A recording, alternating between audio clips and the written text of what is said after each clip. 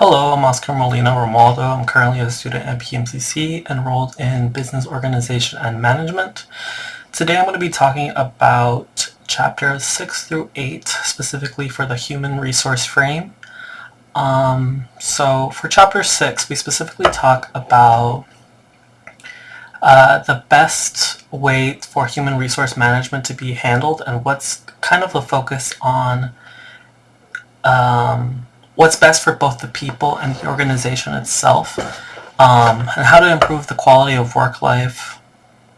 It opens up with discussing a statement and specifically talking about how it hasn't been getting much better for American organizations, and they kind of touch a little bit on the fact of how they handle the overall management of the human resource frame, specifically on interpersonal relationships and terms of like management style or leadership style really, and how the day-to-day operations kind of work amongst employees.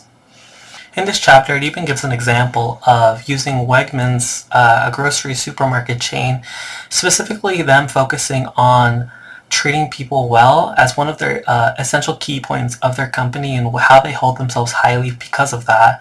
It states that because of 90% of their employees, that they say it's a great place to work at, and it's accredited to extensive job training, competitive pay, a familiar and friendly environment, and even providing a good sense of job security.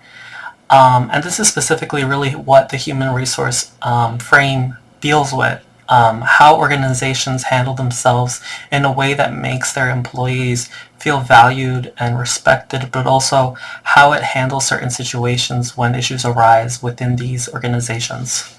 One of the first discussions of some pioneers for the human resource frame, specifically Mary Parker Foley and Elton Mayo, who basically questioned this deep held notion that employees had no right to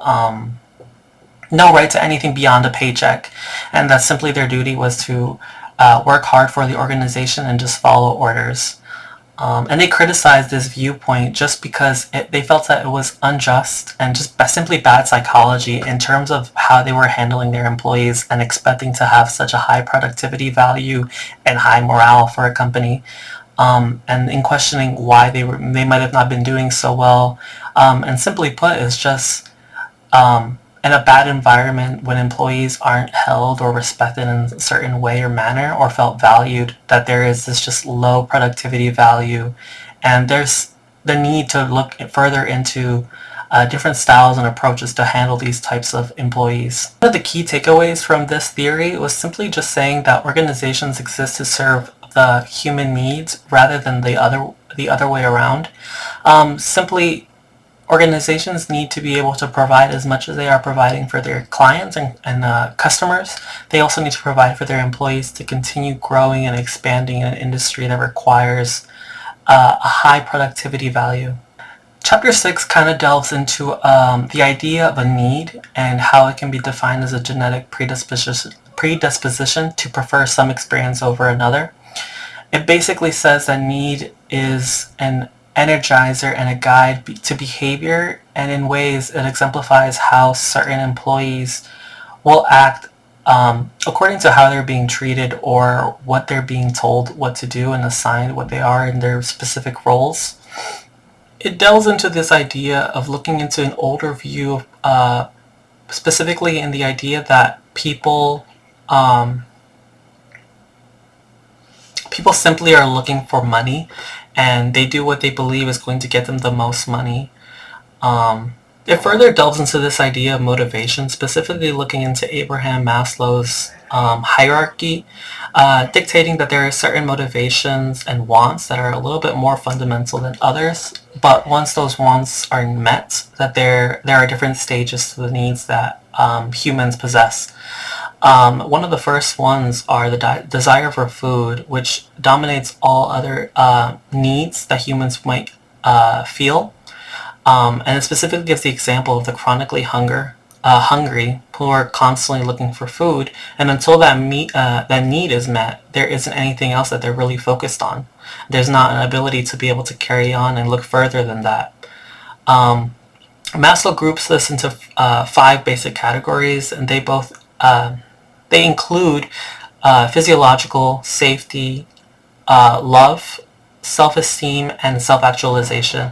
And these different categories can be broken down into specific factors that be brought along, just depending on the environment and the external factors that could be discussed.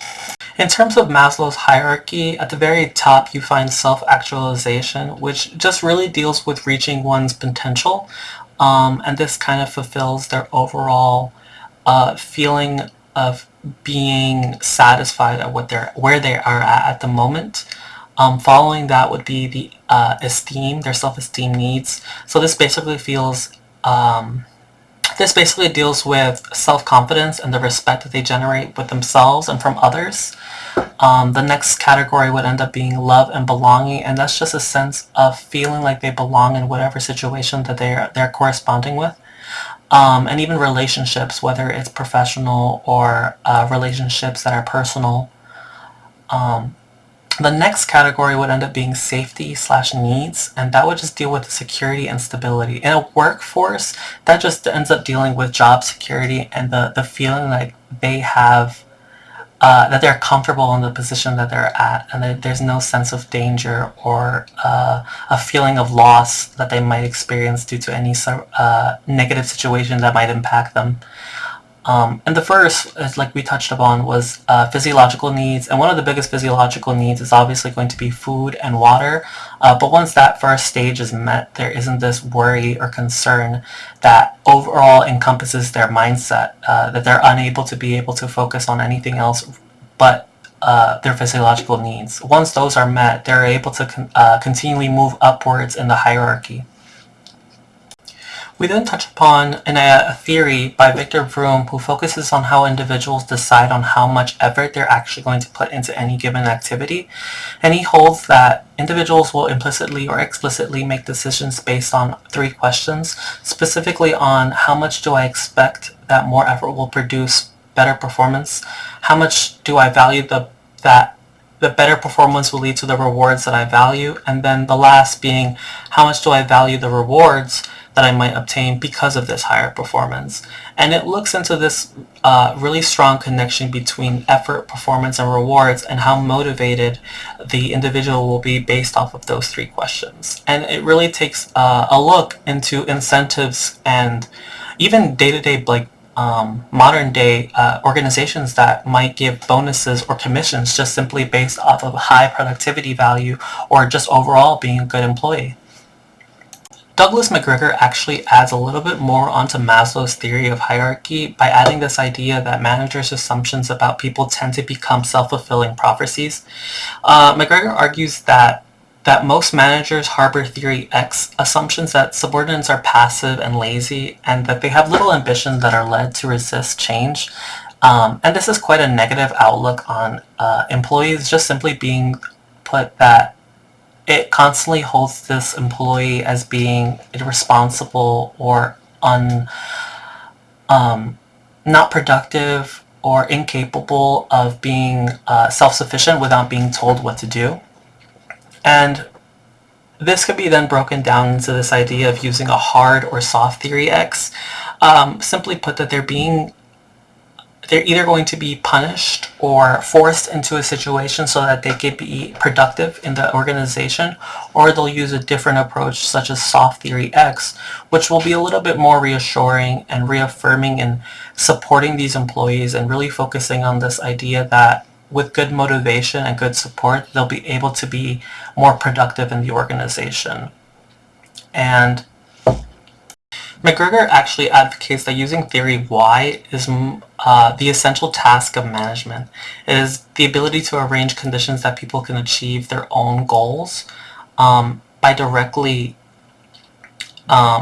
forcing organizations, not so much forcing, but really providing these rewards and incentives for employees to do well, and not to directly feel that employees are going to be implicitly unproductive or incapable of being self-sufficient and self-led.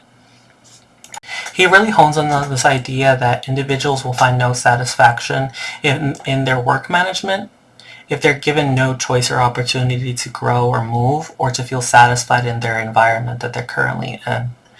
Employees often fail to... In Chapter 7, we kind of delve into a little bit more on the human resource strategies of the framework, specifically looking at survey feedback, who was really pioneered by a couple of people, but specifically Renesas Linkert, who helped develop a survey research center at the University of Michigan.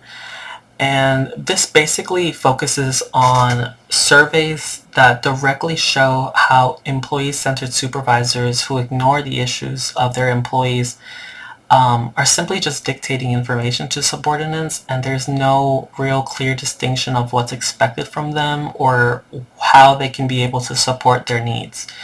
And this really gives a good resource for organizations because it really does develop them as leaders to better make themselves suited for leading different types of people in different organizations, with this direct feedback of employees to supervisors of how they look at them and how they feel and what they think is working and what they don't think is really being well maintained or well managed. It gives an insight on the atmosphere that the organization is either cultivating or making in terms of either a friendly environment or a negative feeling environment.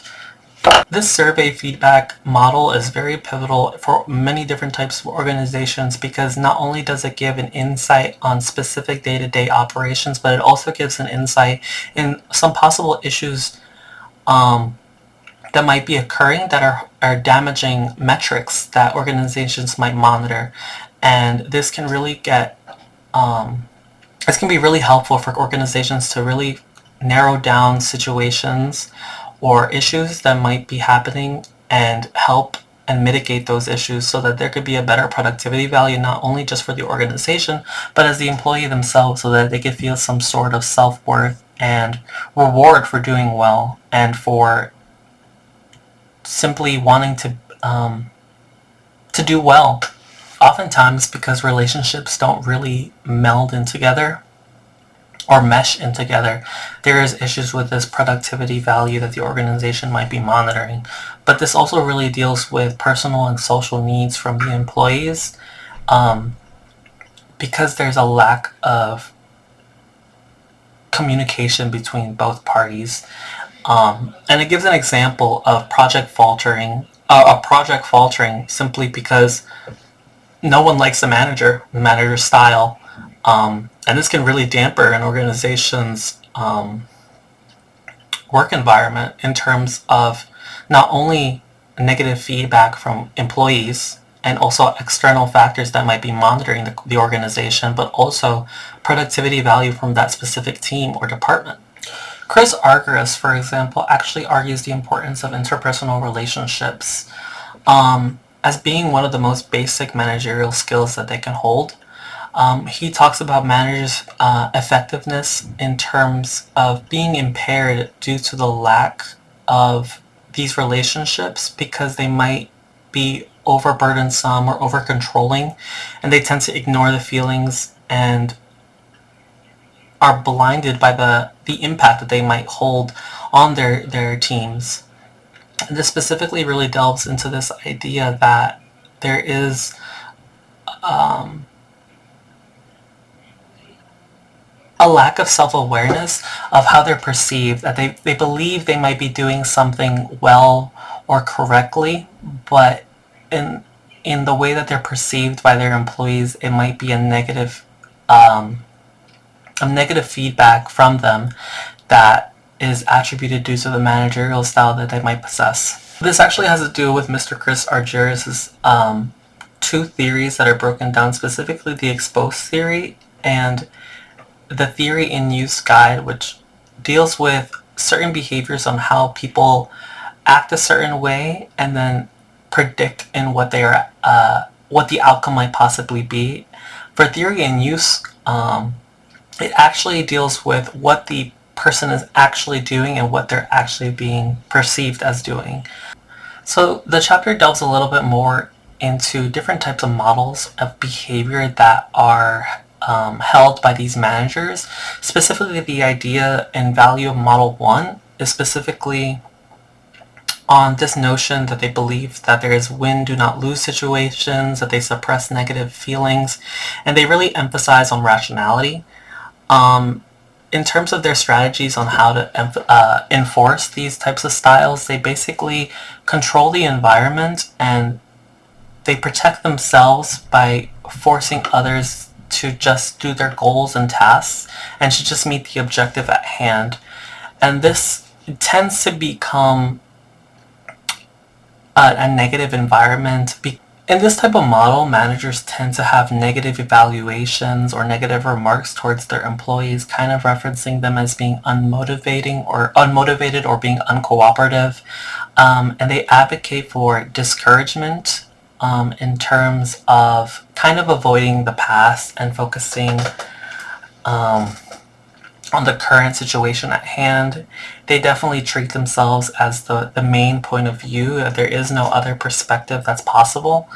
And they definitely make certain evaluations on them that might depict them in a negative light in regards to their employees. And they would definitely rather save face over taking responsibility and accountability for certain situations that might arise because of issues due to the managerial style that they hold. Because of this type of model, there's a couple consequences that come from this, specifically looking at negative relationships, more so being defensive relationships, both on the manager side and employee. There's this constant feeling of a battle between them, and doesn't really give an open line of communication. There isn't a really big freedom of expression. There's no ability to be able to discuss certain matters freely without the fear of being turned away or ignored. There's definitely a low productivity value and low morale, and there's definitely no innovation or coming together of ideas to better develop their group or organization. So there is no movement for anyone, specifically the employee themselves. There's no motivation or driving factor to have them coming in every single day. Mr. Chris Argyrius talks about Model 1 as being this unilateral control over the environment and the task at hand, and just the overall protection of the self rather than of others. Because Model 1 is such a defensive type of arrangement, there's definitely no ability to give honest feedback and honest communication between the two parties.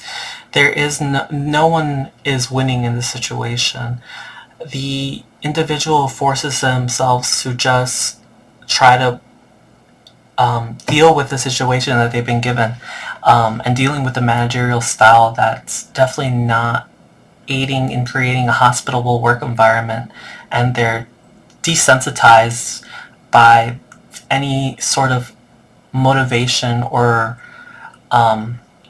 negative feedback that they might get from their managers, just simply because they don't want to have these honest conversations and aid them into developing as employees. On the other hand, in Model 2, some characteristics include of having free and informed choices. There's an internal commitment between the employee and the upper management. A couple of the strategies that they really hold is the idea of having a shared control, and there's a participation factor between the employee and the manager in terms of implementing new courses of action to handle certain situations. There's definitely this idea that there's a way to really monitor and comment on specific employees' productivity based off of metrics, that there's this open communication when there's certain situations that employees might not be performing well, but that the manager themselves will be able to sit with them and discuss corrective actions, or to discuss why there are certain negative factors that might be bothering the employee or hindering them from performing as well as they could do. They encourage open discussion. They encourage open discussion, and they encourage this idea of public testing, being that any idea that can be brought to the table, they might be with open arms and accept that idea and be able to implement it, or at least have a test run of implementing this solution that they might come together with. They definitely develop minimal defensive relationship. There's not this feeling that they have to be on the quick and the ready to be able to deal with a negative feedback because they simply give an honest opinion on the manager's style or the manager's point of view. That they give this idea of a freedom of choice and a freedom of belonging, that they have this sense of a friendly environment, that there's this ability to be able to learn and be reassured that they have the opportunity to learn and they have the opportunity to grow because there's this positive feedback that enables this double loop learning rather than this single limited loop learning from Model 1's behavior. To bounce off of these models, emotional intelligence definitely comes into play when managers are trying to implement something new into their organizations. And it's not due to maybe their idea that their intentions are incorrect, but because they are unable to handle these different types of situations and emotional changes that might occur because of honest feedback that might hinder them from actually implementing good change and an effective restructuring within their organization. Later in the chapter, we're given an example of a boys' club under different types of leadership, specifically using autocratic leadership and a laissez-faire leadership. And it talks about the idea that through autocratic leadership, that the productivity was high, but there was no joy and there was definitely no high morale within the environment that they were given. In the laissez-faire leadership, on the other hand, there was this aimlessness and confusion because they had no set goal, they had no set roles, there was nothing clear-cut and defined for what they were responsible to do. The boys definitely preferred a democratic leadership, which provided them a positive, reassuring figure, but also aided them in providing a high productivity value in terms of what they were given or what they were assigned to do. We further grow into a different type of way of monitoring managerial styles through the Myers-Briggs test, and it uses principles through Jungian psychology, specifically using different types of categories to better understand how an individual thinks and processes. And these categories are broken down into introversion versus extroversion, sensing versus intuition, thinking versus feeling, and perceiving versus judging. And then based off of these scores, it categorizes them into 1 out of the 16 different types to better understand how they think and process certain things. And this definitely suggests that there is no one better type over the other, that there's definitely strengths and weaknesses from them all. And it also bounces off the importance of interpersonal relationships because it's better to understand and appreciate all styles of all their coworkers, of managers and their employees, just to better understand them so that they could be a hospitable work environment. I think it's interesting to see, though, the Myers-Briggs test being discussed here because, interestingly enough, in my time in South Korea, I was able to see how big of a deal Myers-Briggs test is. Even just within personal relationships, many people, one of the first questions they'll ask outside of asking for someone's name is their Myers-Briggs type. And I've come to the understanding that a lot of the times when applying for jobs, they'll even ask specifically what their type is to really see if there would be a good fit for that environment or organization that they might be applying to. It's interesting to see how important it is to them to really kind of know that there are certain individuals that would work better within their organization compared to someone else who might not be best suited for that organization. So it's interesting to see the importance of these different types of interpersonal relationships through the approaches of the Myers-Briggs type. In this chapter, we even delve in a little more further into groups and teams within organizations and talking about having both assets and liabilities when functioning as a group. There's definitely a larger collection of knowledge and diversity of perspectives within this type of groups. There's a better sense of time management and energy compared to that of working alone. In groups, oftentimes communication is definitely improved compared to that of working as an individual and discussing with others. On the other hand, there are some negative drawbacks to working with groups, and this tends to be having an inefficiency due to waste of time or letting personal agendas hinder the actual objective at hand.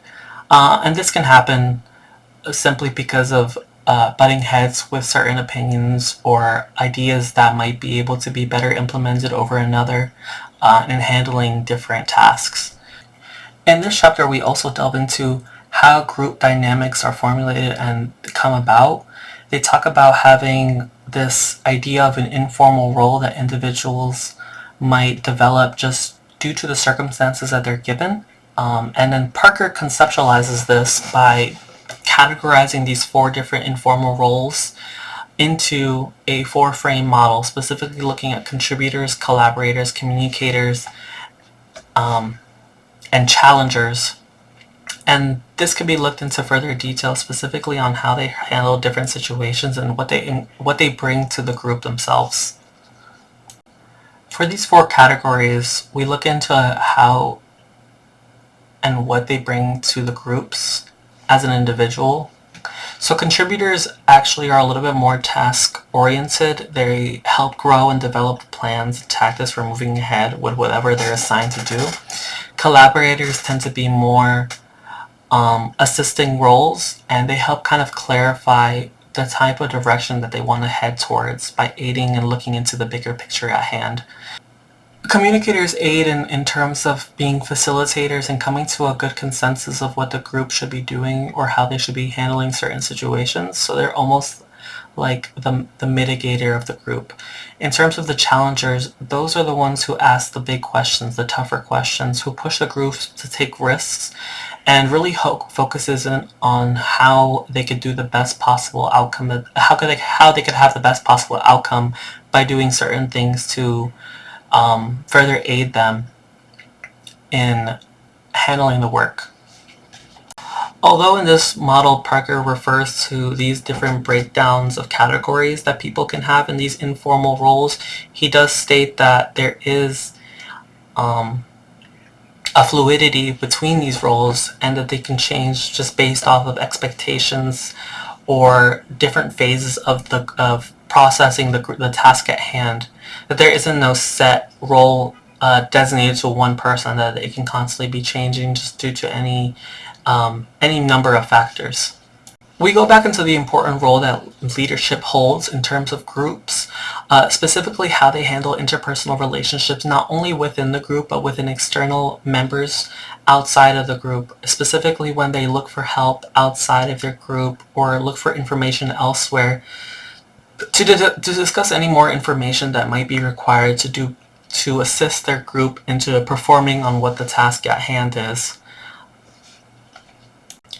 Leadership in groups is also designated to have a strong sense of time management. They have to have the ability to develop a good schedule and framework for the groups to have set deadlines for specific tasks to better aid them in accomplishing their goals. This definitely does provide a sense of pressure on the groups, but there is a balance between creating a sense of chaos and then developing a better sense of priority and prioritizing a strong time management frame for both the employees and the leader involved in this group. Circling back to the notion that they're in informal roles, that there is no specific person designated to these informal roles, leadership is the same as well. Leadership doesn't simply come from just one person, but a single leader can delegate responsibility and have different people hold accountability for certain factors that they might be in charge of to better aid them in handling a bigger picture. other individuals with strong groups and high performing teams, when there's this open channel of communication and open feedback, there's this ability to be able to handle any situation that might come about and restructure themselves into a different mindset so that they can better attack the problem at hand. As previously mentioned, Katzenbach and Smith talk about how a couple of key characteristics of high-performing teams, and one of this being mutual accountability, and this is fostered when leadership roles are willing to take a step back and have team members kind of share their responsibility and give it a new perspective or a different perspective in how to handle certain situations. There's definitely this delicate balance of having strong leadership within groups or organizations, but it does discuss on how a leader who is over controlling and under-structured fosters a negative work environment and also an ineffective productivity within the organization. It discusses how good leaders are both focused on tasks, but also the procedures and processes that get them to the end result.